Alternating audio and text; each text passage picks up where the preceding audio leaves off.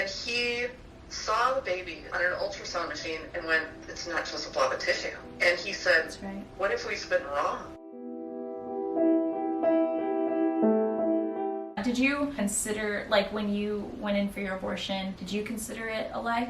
I didn't even have that conversation with myself.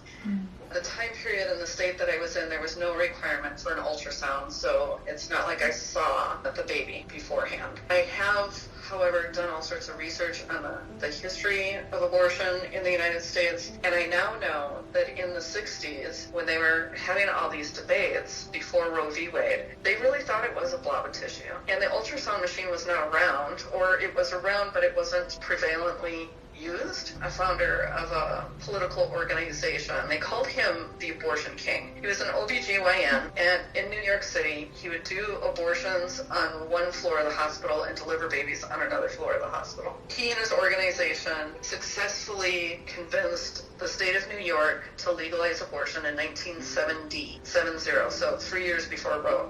And sometime after that, the ultrasound machine became more widely used, and they had one at his hospital. And he saw the baby on an ultrasound machine and went, it's not just a blob of tissue. And he said, That's right. what if we've been wrong?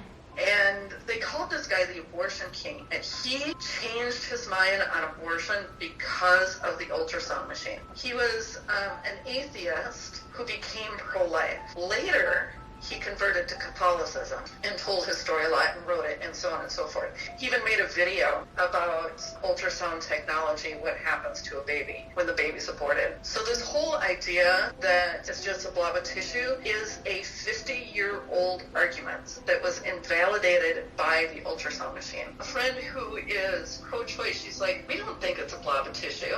We know that it's not a blob of tissue. And I said, you may know that, but you would be amazed how many times we hear from people it's a blob of tissue. Now what happens typically is just devaluing the life itself, making it Right. worthless.